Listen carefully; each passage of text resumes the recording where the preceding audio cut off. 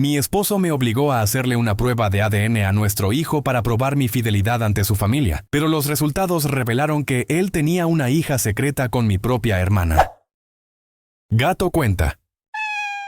Hola, no sé muy bien cómo empezar esto, ni siquiera sé si alguien lo leerá. Supongo que solo necesito escribirlo, sacarlo de mi sistema antes de que me consuma por dentro. Mi nombre es Alicia, tengo 32 años y soy enfermera. Mi vida, hasta hace 72 horas, era abnormal. Aburrida, si quieren. Un esposo, Eduardo, un hijo de 4 años, Matías, y un trabajo que me gusta. Todo se sentía estable, la presión empezó hace un año. Mi suegra, Leticia, nunca me ha querido. Soy la mujer que le robó a su niño. Cuando Matías nació, todo empeoró. No tiene tus ojos, Eduardo. Es muy blanquito, no. El pelo es diferente. Comentarios venenosos, susurrados en las comidas familiares, lo suficientemente altos para que yo los oyera. Eduardo, al principio, me defendía. Mamá, por favor, es mi hijo. Pero la gota de agua que cae sobre una piedra termina por romperla. Durante meses vi cómo la duda se instalaba en su rostro. Empezó a mirarme diferente, a mirar a Matías diferente. Se volvió distante, paranoico. Hace un mes llegó el ultimátum. Estábamos en la cocina y lo dijo sin mirarme a los ojos. Mi mamá cree que deberíamos hacer una prueba. Para acabar con las dudas, para que ella te deje en paz y podamos ser una familia.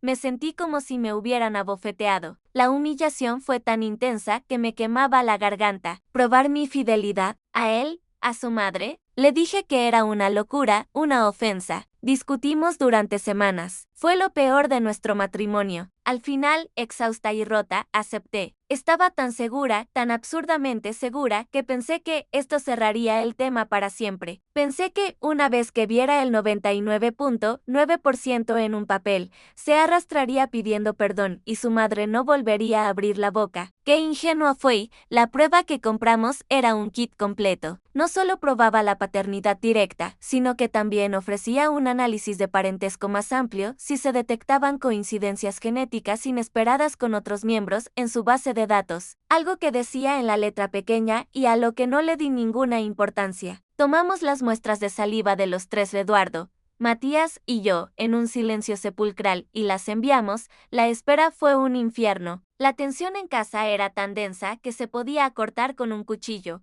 Hoy llegaron los resultados. El sobre de cartón estaba sobre la mesa del comedor. Eduardo había insistido en que su madre estuviera presente para ser testigo. Los tres nos sentamos a la mesa como si fuera un tribunal. Mi corazón latía con fuerza contra mis costillas. Sentía náuseas. Eduardo abrió el sobre con manos temblorosas. Sacó el primer fajo de papeles. Sus ojos recorrieron la página y una pequeña sonrisa de alivio apareció en su rostro. Me lo pasó. Participante 1, Eduardo G. Participante 2, Matías G. Resultado, la probabilidad de paternidad es del 99,9999%. Un suspiro colectivo llenó la habitación. Miré a mi suegra, con una expresión de te lo dije tan afilada que podría haberla apuñalado. Su cara se descompuso. Yo sentí una oleada de vindicación, de ira justiciera. Bueno, dije, con la voz helada. ¿Satisfechos? Pero Eduardo no me estaba mirando. Su rostro había perdido todo el color. Estaba pálido, como un fantasma. Tenía otro papel en la mano, uno que venía detrás del principal. ¿Qué es eso?, le pregunté. No respondió. Su mirada estaba fija en el papel. Leticia se inclinó para ver y su boca se abrió en un gesto de horror silencioso. Me arrebaté el papel de las manos. El encabezado decía, informe de parentesco genético adicional. Mi cerebro no procesaba las palabras. Leí la lista de participantes. Participante A, Eduardo G. Muestra de referencia principal. Participante B, Olivia R. Coincidencia en la base de datos a través de un pariente materno. Pariente materno vinculado, Verónica L., mi hermana debajo de eso, en negrita. La conclusión, análisis de relación, padre-hija. Resultado, la probabilidad de que el participante A sea el padre biológico del participante B es del 99,9998%. El tiempo se detuvo. Leí el nombre de mi hermana, Verónica, una y otra vez. Olivia. ¿Quién demonios será Olivia? Mi hermana no tiene una hija llamada Olivia. Tiene una hija de 6 años llamada Sofía. O eso creía yo. Levanté la vista. La cara de Eduardo era la confesión, el terror en sus ojos, la forma en que evitaba mi mirada. Verónica, susurré. La palabra se sintió extraña en mi boca. Mi hermana pequeña, la que fue mi dama de honor, la tía favorita de Matías, la persona en la que confiaba ciegamente. Todo encajó en su sitio con una claridad horrible y brutal. Los viajes de trabajo de Eduardo que coincidían con las escapadas de fin de semana de Verónica, la forma en que mi hermana se había distanciado de mí en los últimos años, las excusas, las mentiras, la hija de mi hermana, Sofía, la niña que su padre supuestamente las abandonó antes de nacer. No, Olivia, la hija secreta de mi esposo. Mi sobrina es su hija. Mi hijo y mi sobrina son medio hermanos. La humillación que sentí antes por la prueba de AD no fue nada. Esto es un abismo, un agujero negro que se lo está tragando todo. Mi suegra fue la primera en hablar con un hilo de voz. Eduardo, ¿qué hiciste? Él solo me miraba con lágrimas en los ojos, balbuceando Alicia. Yo, ¿puedo explicarlo? No le dejé terminar. Me levanté. No grité. No lloré. Sentí un frío glacial extendiéndose por mis venas. Una calma aterradora. Salgan de mi casa, dije. Mi voz no sonaba como la mía. Los dos. Ahora, Leticia intentó protestar, decir algo. La fulminé con la mirada y se calló. Eduardo empezó a suplicar. Cogí el teléfono. O se van ahora, o llamo a la policía y los saco por la fuerza. Se fueron. Ahora estoy aquí, sentada en la misma mesa. Matías duerme en su habitación, ajeno a todo. Tengo los papeles frente a mí. El 999,999% que probaba mi lealtad, y el 99,9998% que probaba la traición más profunda que jamás pude imaginar. Mi matrimonio es una mentira. Mi relación con mi hermana es una mentira. Mi familia entera está construida sobre cimientos podridos. Y la ironía más cruel es que, si él no me hubiera obligado a hacer esta estúpida prueba para calmar a su madre, yo seguiría viviendo en la feliz ignorancia. Él mismo se expuso, no sé qué hacer, no sé a quién llamar. ¿Cómo se supone que voy a mirar a mi hijo a la cara? ¿O a mi hermana? ¿O a mis padres? Siento que me estoy ahogando. La primera noche después de que los eché, no dormí. Me senté en el suelo de la sala, con los papeles de ADN en la mano, hasta que salió el sol. Mi teléfono vibraba sin parar. Cientos de llamadas y mensajes de Eduardo, decenas de mi hermana Verónica, algunos de mi suegra, y luego, los de mis padres. No contesté a ninguno. No podía. ¿Qué les iba a decir? ¿Cómo verbalizas una catástrofe de esta magnitud? A las 7 de la mañana, con el sonido de los pájaros afuera, me levanté, me di una ducha fría y desperté a Matías para llevarlo a la guardería como cualquier otro día. La normalidad era mi único salvavidas. Le di el desayuno, le canté la canción de los dibujos animados que le gusta. Le abroché el cinturón en su sillita del coche. En cada uno de esos gestos sentía un nudo en el estómago, un recordatorio punzante de que todo era una farsa. Mientras él balbuceaba sobre dinosaurios, yo solo pensaba, tu tía es la madre de tu media hermana. Tu padre es un traidor. Fue el viaje en coche más largo de mi vida. Después de dejar a Matías, en lugar de ir al hospital a trabajar, conduje hasta un parque y me senté en una banca durante horas. Fue ahí donde tomé mi primera decisión real. Necesitaba un abogado. No para amenazar, no para negociar, para actuar. Busqué en Google mejores abogados de divorcio en mi ciudad y llamé al primer despacho con buenas reseñas. Conseguí una cita para el día siguiente. Ese simple acto, programar esa cita, se sintió como tomar una bocanada de aire después de haber estado bajo el agua demasiado tiempo. Fue el primer paso para dejar de ser una víctima y empezar a ser una superviviente. La primera confrontación fue inevitablemente con Eduardo. Esa misma tarde, estaba esperando en la puerta de casa cuando volví de recoger a Matías. Su aspecto era deplorable. Tenía los ojos rojos y hinchados, la misma ropa del día anterior. Parecía un hombre destruido. Una parte diminuta y estúpida de mí sintió una punzada de lástima. La borré de inmediato. Abrí la puerta y le dije que se fuera. Se negó. Empezó a llorar, a suplicar, ahí mismo en el porche. Alicia, por favor, tenemos que hablar. Déjame explicarte. Te amo, amo a nuestra familia. ¿Nuestra familia? Le respondí y mi voz sonó como el hielo. Has destruido ese concepto. No tienes derecho a pronunciar esa palabra. Fue un error, el peor error de mi vida, sollozó. Un error que duró años, Eduardo. Un error que tiene nombre y apellidos y 6 años de edad. Eso no es un error, es una doble vida.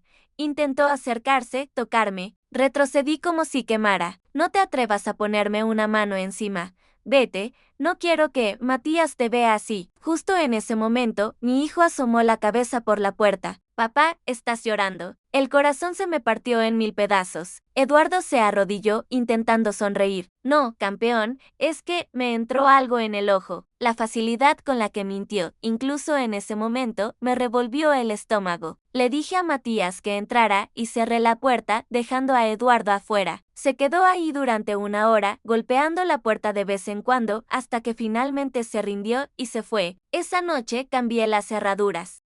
Al día siguiente conocí a mi abogada, Daniela, una mujer de unos 50 años, increíblemente inteligente y directa. Le conté toda la historia, desde los comentarios de mi suegra hasta el informe de ADN.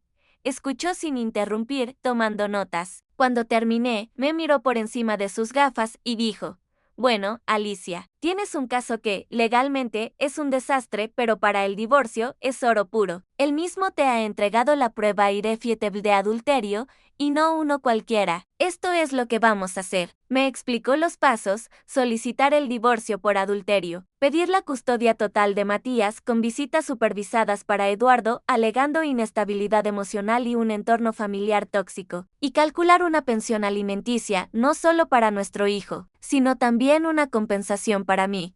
Me sentí protegida por primera vez en mucho tiempo. Salí de su oficina con un plan de acción. Ya no estaba a la deriva, el siguiente paso era el más difícil. Tenía que ver a Verónica. No podía seguir adelante sin mirarla a los ojos. Ignoré sus llamadas y mensajes y, 2 días después, conduje hasta su casa. No la avisé. Sabía que si lo hacía, inventaría una excusa. Cuando abrió la puerta y me vio, su rostro se transformó. Pasó de la sorpresa a la culpa y luego al pánico en menos de 3 segundos. Alicia, ¿qué haces aquí? Tartamudeó. ¿De verdad tienes que preguntarlo?, dije, y entré en su apartamento sin esperar invitación. El lugar estaba impecable, como siempre, decorado con un gusto que yo siempre había envidiado. En el sofá había un osito de peluche. Me sentí enferma. Tenemos que hablar, Verónica. Ella cerró la puerta y se apoyó en ella como si quisiera impedir que la realidad entrara. Y entonces empezó el torrente de excusas. No fue mi intención, te lo juro. Yo estaba en un mal momento, me sentía sola. Él me buscó, yo era vulnerable. Pensé en decírtelo 1.000.000 de veces, pero no sabía cómo. Cada palabra era una daga.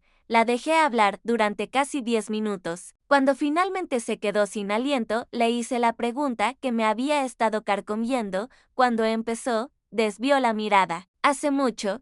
¿Cuánto es mucho, Verónica? Dame una fecha. Te lo debo, ¿no crees? Suspiró, derrotada. Fue antes de su boda. El aire abandonó mis pulmones. Antes de que yo caminara hacia el altar con ella a mi lado, sonriéndome con su vestido de dama de honor. Antes de que me ayudara a elegir mi vestido de novia. Antes de todo, estuvimos juntos unos meses, continuó, con la voz apenas audible. Luego lo dejamos cuando él te propuso matrimonio. Pensé que había terminado. Pero, un par de años después, volvimos a encontrarnos. Fue un momento de debilidad, y pasó lo de Olivia. El nombre de mi sobrina por hijastra sonó como una obscenidad en esa habitación. ¿Tu Olivia? ¿Así se llama? Pregunté con frialdad. Porque tú nos dijiste que se llamaba Sofía. Verónica se derrumbó, se deslizó por la puerta hasta el suelo, sollozando. Tenía que protegerla, tenía que protegerlos a todos. Inventé la historia de que su padre nos había abandonado. Eduardo me ayudaba económicamente. Lo registró con su apellido, pero en otra ciudad para que no saltaran las alarmas. Olivia sabe que él es su padre. Ella lo llama papá. Cada detalle era peor que el anterior. Mi esposo no solo me había engañado con mi hermana y había tenido una hija. Había estado criando activamente a esa hija en secreto, visitándola, apoyándola económicamente, viviendo una vida paralela completa a solo 30 kilómetros de nuestra casa. En ese momento, la puerta de una de las habitaciones se abrió y salió una niña pequeña. Tenía el pelo castaño, rizado como el de Eduardo, y sus ojos eran exactamente iguales a los de mi esposo, la misma forma, el mismo color. Me miró con curiosidad. Mami, ¿quién es ella?, preguntó la pequeña Olivia. Verónica se secó las lágrimas y forzó una sonrisa. Y ese ... es tía Alicia, cariño. Saluda.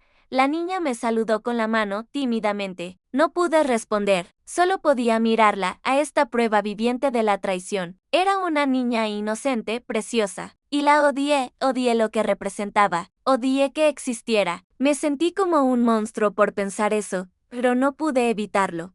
¿Por qué?, le pregunté a Verónica, mi voz un susurro roto. ¿Por qué a mí? Soy tu hermana. Me miró, y por primera vez vi algo más que culpa en sus ojos. Vi un destello de algo feo, algo que siempre había estado ahí, bajo la superficie: resentimiento. Tú siempre lo tuviste todo, Alicia. La carrera perfecta, el hombre perfecto. Siempre eras la buena, la estable. Por una vez, yo quería algo de lo que tú tenías. Esa fue la verdad. No fue un error, no fue debilidad. Fue envidia, fue malicia. Mi propia hermana me había apuñalado por la espalda por pura y simple envidia. Me di la vuelta y me fui. No dije nada más. No había nada más que decir. Mientras caminaba por el pasillo, la oí gritar mi nombre. No me detuve.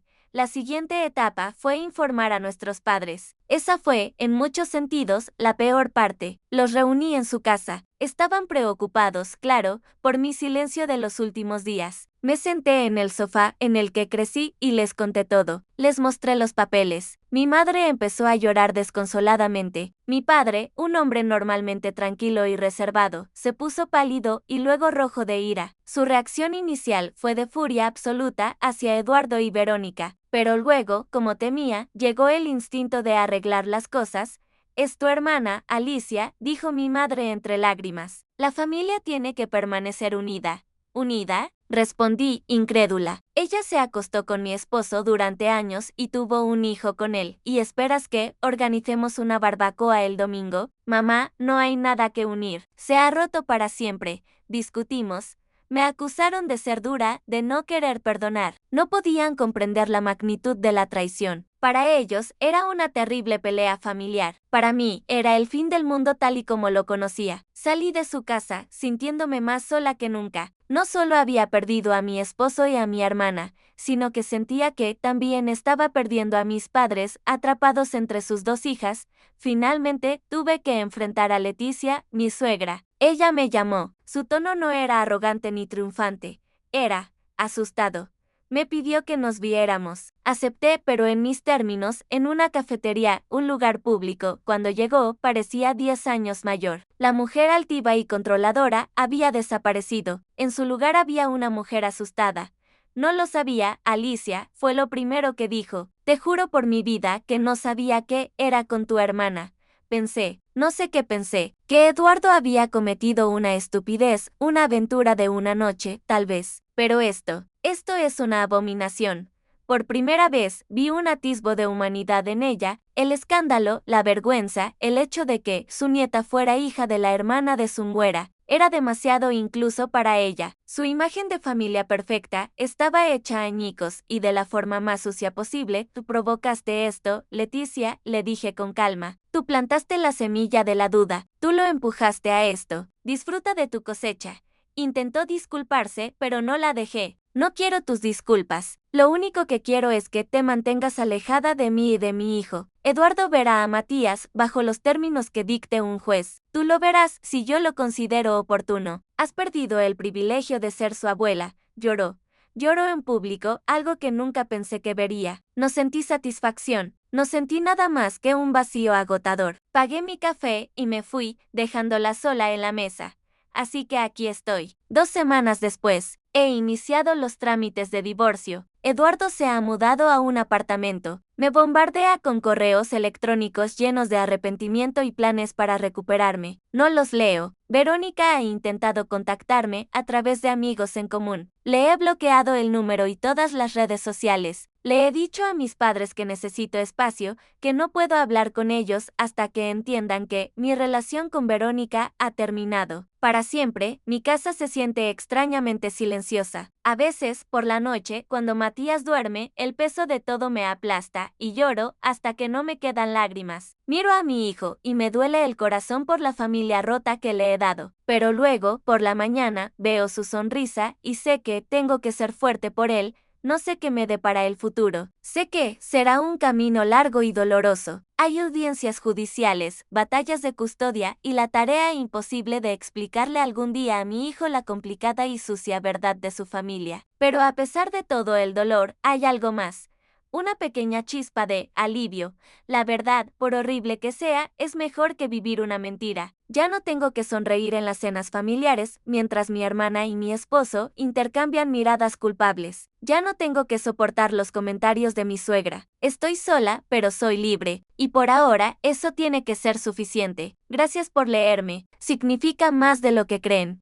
Y con ese punto final, esta historia pasa a ser un recuerdo. Gracias por acompañarme en este viaje. Tu like le dice a toda la camada que esta historia valió la pena. Y si quieres que nuestra camada de curiosos siga creciendo, no dudes en suscribirte. Nos vemos en la próxima aventura. Y recuerden, hay demasiadas historias buenas en el mundo. Por suerte, tenemos más de una vida para escucharlas.